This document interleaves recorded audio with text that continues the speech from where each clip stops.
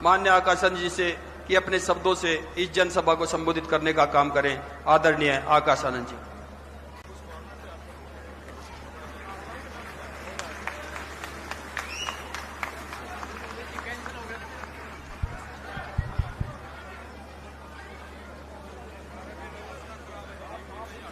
जय भीम। काफी समय से इंतजार कर रहे हैं, भूख भी लग रही है, इसलिए जय भीम नहीं निकल रहा। साथियों, आप ही की तरह मैंने भी सुबह से एक दाना भी नहीं खाया है, तो जब मैं जय भीम बोलूं तो आप भी जय भीम बोले। साथियों, जय भीम। साथियों, आज मैं यहां मौजूद मेरी सभी माताएं, बहनें, बड़े बुजुर्ग के साथ साथ आज यहां इतनी बड़ी संख्या में मौजूद हमारे सभी युवा साथी जिन्होंने अपने दिन में से इतना कीमती समय निकालकर हम सबको सुनने आए, आप सभी का मैं तहे दिल से धन्यवाद करता हूं। और आज इस विशाल कार्यकर्ता सम्मेलन को सफल बनाने के लिए जो हमारे सभी बसपा और इनेलो के सभी छोटे बड़े पदाधिकारी एवं नेतागण और हमारे मेहनत कष्ट सबसे महत्वपूर्ण कार्यकर्ताओं जिन्होंने ये मेहनत कर कर सफल बनाया, आप सभी का भी मैं तहे दिल से धन्यवाद और आभार प्रकट करता हूं। साथियों, यहां हरियाणा में होने वाले विधानसभा आम चुनाव के संबंध में कुछ जरूरी बातें आप सबके बीच में रखने से पहले मैं अपने सभी संतों, गुरुओं, जिसमें खासकर महात्मा ज्योतिबा फूले, छत्रपति शाहू जी महाराज, नारायण गुरु, पेरियार रामास्वामी जी, बाबा साहब डॉक्टर भीमराव अंबेडकर जी एवं मान्यवर साहब श्री काशीराम जी को नमन करता हूं। साथियों, मैं बहुजन समाज पार्टी की राष्ट्रीय अध्यक्ष व उत्तर प्रदेश की 4 बार मुख्यमंत्री एवं पूर्व सांसद आदरणीय बहन जी के नाम से लोकप्रिय बहन कुमारी मायावती जी को भी पूरे तहे दिल से आभार प्रकट करता हूं। साथियों, आदरणीय बहन जी ने अपनी पूरी जिंदगी बामसेफ, DS4 व बीएसपी के जन्मदाता एवं संस्था जिसके संबंध में आदरणीय बहन कुमारी मायावती जी ने भी प्रेस कॉन्फ्रेंस कर कर हम सबको इसके बारे में आगाह किया है। साथियों, इस जजमेंट के तहत अब राज्य की सरकारें SC/ST के अंतर्गत अपने राजनीतिक लाभ के लिए अपनी मर्जी से किसी भी SC/ST जाति को आरक्षण का लाभ दे सकती है और उस अपनी मर्जी से उनसे वो आरक्षण का लाभ छीन भी सकती है। साथियों, पहले मान्यवर साहब श्री काशीराम जी ने और फिर आदरणीय बहन कुमारी मायावती जी ने हमेशा हमें आगाह किया है कि भाजपा और कांग्रेस हमारे SC/ST समाज से आरक्षण छीन लेना चाहते हैं, क्योंकि वो नहीं चाहते कि हमारा समाज पढ़ लिख कर अपने पैरों पर खड़ा होकर बराबरी का हक पा सके। साथियों, भाजपा और कांग्रेस ने कांग्रेस की ये सोची समझी साजिश के तहत ये जजमेंट पास कराकर देश से आरक्षण खत्म करने के लिए ये पहला कदम लिया है। आप सभी जानते हैं, आरक्षण की मूल भावना सम्मान और आत्मसम्मान की है, समाज को आगे बढ़ाने की है, लेकिन उसे बार बार गरीबी हटाओ कार्यक्रम बनाने की कोशिश की जाती है। साथियों, आदरणीय बहन कुमारी मायावती जी ने इस फैसले पर सवाल उठाए और पूछा कि क्या जिन्होंने आरक्षण का लाभ जिनको आरक्षण का लाभ मिला है, क्या उनकी सामाजिक स्थिति बहुत बेहतर हो गई है, क्या उनके साथ भेदभाव खत्म हो गया है। साथियों, ये दलितों को बांटने की शुरुआत है, ये दलितों की आजादी छीनने की शुरुआत है, ये संविधान को बदलने की शुरुआत है। संविधान बचाने के नाम पर भाजपा और कांग्रेस मिलकर संविधान को बदलने का काम कर रही है। आदरणीय बहन जी ने कहा है कि अगर यह भाजपा की एनडीए और कांग्रेस की इंडिया अलायंस वाली पार्टियां, जिसमें सपा, आम आदमी पार्टी जैसी पार्टियां शामिल हैं, ये सब सच में हमारे एससी एसटी समाज के आरक्षण की हितैषी हैं, तो ये सब मिलकर पार्लियामेंट के जरिए रिजर्वेशन एक्ट को संविधान की 9वीं सूची में डालने का काम करें, ताकि कोई भी रिजर्वेशन से छेड़खानी ना कर सके। परंतु साथियों, हकीकत तो ये है कि ये सब हमारे संविधान, हमारे आरक्षण के खिलाफ हैं, तो ये काम कभी भी नहीं करेंगे। साथियों, इसके जरिए इनका असली चेहरा आप लोगों के सामने है। समय आ गया है ये लाल किताब उठाकर संविधान के रक्षक बोलने वालों को सत्ता से निकालकर बाहर खदेड़ने का, और यहां पर अपने बहुजन समाज पार्टी और इनेलो को सत्ता में बिठाने का। साथियों, पिछले 10 साल से यहां हरियाणा प्रदेश में भाजपा की सरकार चल रही है, और अब जब चुनाव सर पर हैं, तो ये भाजपा वाले फिर से आप लोगों के बीच में आकर आपसे वोट मांगने का काम करेंगे। परंतु साथियों, इस बारी आप लोगों को वोट डालने से पहले इनसे कुछ जरूरी सवाल करने होंगे, कुछ जरूरी मुद्दों पे सवाल करने होंगे। साथियों, मैं आपसे कभी भी जाति और धर्म के आधार पर इनसे सवाल करने को नहीं कहूंगा। मैं आपसे कहूंगा, आप इनसे सवाल करें शिक्षा, रोजगार और आसमान छूती हुई महंगाई पर। साथियों, यहां मौजूद मेरे सभी बड़े माँ बाप, मेरे सभी युवा साथियों से मैं पूछना चाहूंगा कि क्या मिला है आपके बच्चों को, आप लोगों को शिक्षा के नाम पर। साथियों, बीजेपी की सरकार के चलते हुए पिछले 10 सालों में सरकार ने 5000 से ज्यादा प्राइमरी स्कूल्स को बंद करने का काम किया। एक तरफ पढ़ने वाले बच्चों की संख्या बढ़ रही है, तो दूसरी तरफ भाजपा की सरकार हमारे बच्चों के प्राइमरी स्कूल्स बंद करने का काम कर रही है। साथियों, आज 2200 सीनियर सेकेंडरी स्कूल्स है हरियाणा प्रदेश में, परंतु आज उनमें से 1000 से ज्यादा स्कूलों में प्रिंसिपल्स तक नहीं है। इतना ही नहीं, बल्कि इन्होंने तो 2017 से हमारे एससी एसटी ओबीसी समाज के छात्रों की स्कॉलरशिप्स को भी नहीं रिलीज किया है।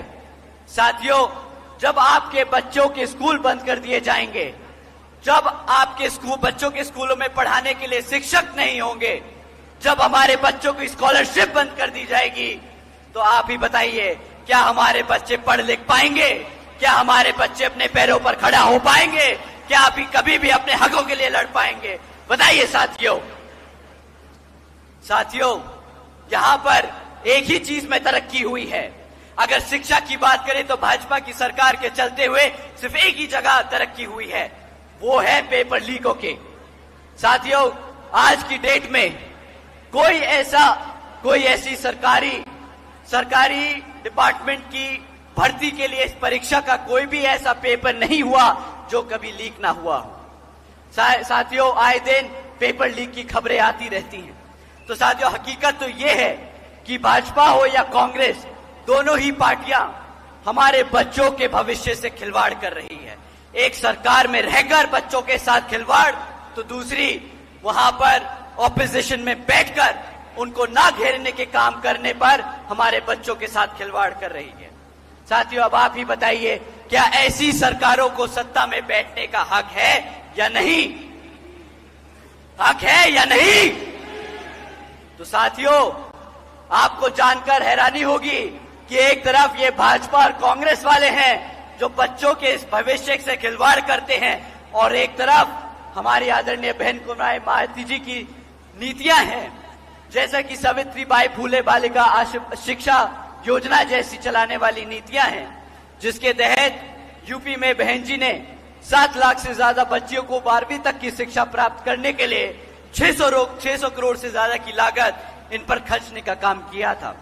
इतना ही नहीं साथियों, आपको जानकर हैरानी होगी कि आदरणीय बहन कुमारी मायावती जी के शासनकाल में 6 engineering colleges, 2 homeopathic, 24 polytechnic colleges, 2 paramedical colleges, 6 universities, 200 से अधिक इंटर व डिग्री कॉलेजेस, 100 से अधिक ITIs, 550 से ज्यादा हाई स्कूल्स और 5,500 से ज्यादा प्राइमरी स्कूल्स बनाने का काम हुआ है। मेरा आपको बताते बताते गला सूख गया, पर आदरणीय बहन जी ने 5 साल में वो काम करके दिखाए जो देश में पहले कभी भी किसी भी नेता ने करके नहीं दिखाया। साथियों, समय आ गया है यहां पर NLO और बसपा की सरकार बनाने का, क्योंकि मैंने खुद जाना है कि जिस तरह बहन जी ने काम किए उसी तरह यहां आदरणीय श्री अभय सिंह चौटाला जी सत्ता में बैठकर आपके लिए इतने ही स्कूल्स, इतने ही कॉलेजेस, इतने ही तरक्की करने का काम करेंगे। साथियों, अब रोजगार की बात करें तो आज हरियाणा में 40% युवा बेरोजगार घूम रहा है। इतना ही नहीं साथियों, भाजपा पिछले 10 सालों से सरकार में लगातार बनी हुई है, उसके बाद भी यहां 2 लाख सरकारी पद खाली पड़े हैं। 2 लाख सरकारी पद खाली। इतना ही नहीं बल्कि पिछले 10 सालों से यहां काम कर रहे 2000 से ज्यादा सरकारी कॉलेजेस के लेक्चरर्स जो आज भी परमानेंट नहीं हुए। 2000 से ज्यादा कॉलेज के लेक्चरर्स आज भी परमानेंट नहीं किए गए साथियों। यही नहीं, हमारे क्लरिकल क्लास के वर्कर्स की बेसिक पे 35,400 की मांग को आज तक भी अनसुना किया गया है। आज तक उनकी मांग को पूरा नहीं किया गया। तो साथियों, कुल मिलाकर बात यह है कि 2000 से ज्यादा लेक्चरर्स परमानेंट होने की मांग कर रहे हैं, 40% युवा रोजगार मांग रहे हैं और सरकार के पास 2 लाख से ज्यादा पद खाली पड़े हैं। परंतु सरकार यहां पर कौशल विकास निगम जैसी योजना चलाकर पक्की नौकरियों को भी कॉन्ट्रैक्चुअल यानी कच्ची नौकरी बनाकर लोगों को देने का काम कर रही है। और साथियों, आप जानते हैं क्यों ये हमारे 2000 लेक्चरर्स को परमानेंट नहीं करते? क्यों ये हमारे 2 लाख पद सरकारी पद नहीं भरते? क्यों ये हमारे 40% युवाओं को बेरोजगार रखते हैं? साथियों, अगर इन्होंने ये काम कर दिया तो इन्हें आरक्षण देना पड़ जाएगा। और आप जानते हैं किसकी सरकार यहां पर हरियाणा में है? वो असली में हमारे आरक्षण के विरोध है। कौन से लोग ऑपोजिशन में बैठे हैं जो इन्हें नहीं घेरते, वो आपके आरक्षण के खिलाफ है। तो साथियों, समय आ गया है इनको सत्ता से उखाड़ फेंक अपनी यहां बसपा और NLO की सरकार बनाने का। साथियों, 5 साल मिले थे आदरणीय बहन कुमारी मायावती जी को यूपी में। उनकी नीतियां कुछ और थी।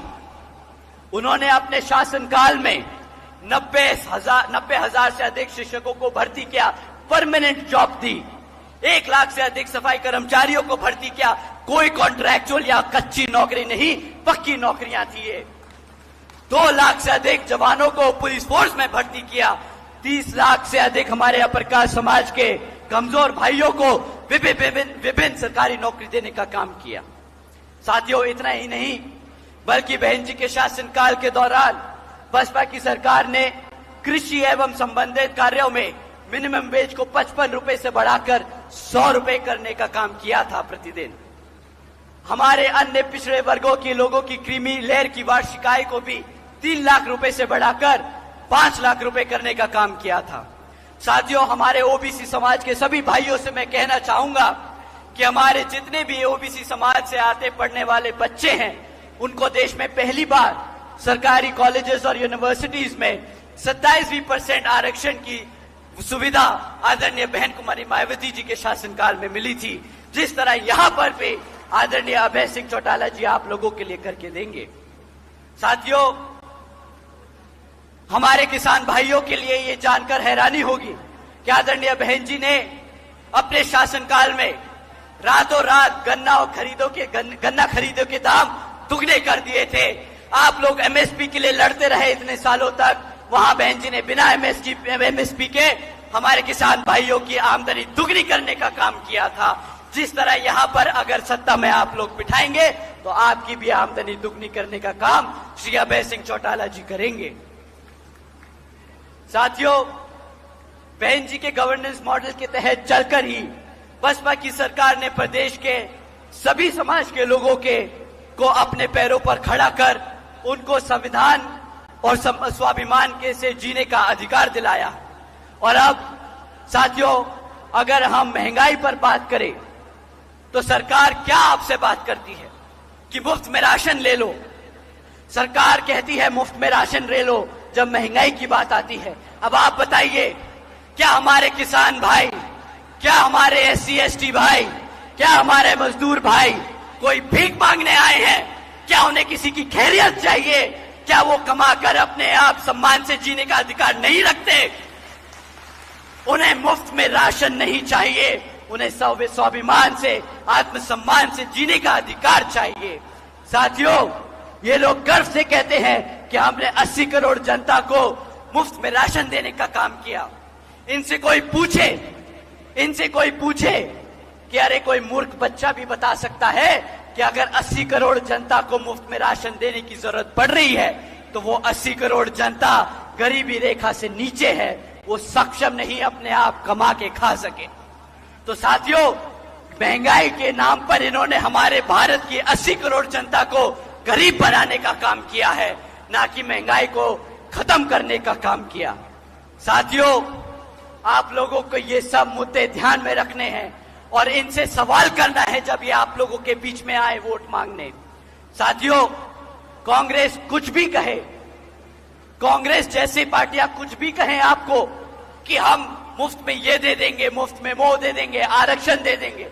साथियों, कांग्रेस की और भी प्रदेशों में सरकार चल रही है, उनसे कहिएगा कि यहां पर वादे करने से पहले वहां पर वो लागू करके आए, फिर अपनी शक्ल यहां हरियाणा प्रदेश में दिखाए, नहीं तो दफा हो जाए यहां से। साथियों, बहन जी के सरकार के दौरान सर्व समाज को अपने पैरों पर खड़ा कर, अपनी मेहनत अपने पैरों पर खड़ा कर एक जीने का अधिकार दिया गया था। साथियों, एक तरफ भाजपा और कांग्रेस आप लोगों को गुलाम बनाना चाहती है, जिंदगी भर आपको मुफ्त में राशन देकर। दूसरी तरफ बसपा और NLO की गठबंधन की सरकार है जो आपको पढ़ा लिखा कर, आपके बच्चों को अपने पैरों पर खड़ा कर एक इज्जतदार जिंदगी जीने का अधिकार दिलाने का काम करना चाहती है। तो साथियों, इन्हीं कुछ जरूरी बातों के साथ अब मैं आप सभी लोगों से, खैर मैं और वह खासकर आदरणीय बहन कुमारी मायावती जी की भी ये विशेष अपील है कि इस विधानसभा चुनाव में आप सभी लोग हर मोर्चे पे सावधान रहें।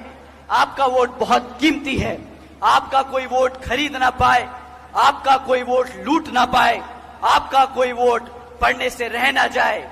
साथियों, जाति, बिरादरी, धन, बल, मंदिर, मस्जिद या किसी भी विभिन्न आदि के नाम पर कोई स्वार्थी अपने जाल में फंसाकर आपके वोट का दुरुपयोग ना कर ले, क्योंकि देश के हर एक महिला, पुरुष व युवा को वोट डालने का अधिकार यहाँ परम पूज्य बाबा साहब डॉक्टर भीमराव अंबेडकर जी की अति महत्वपूर्ण देन है।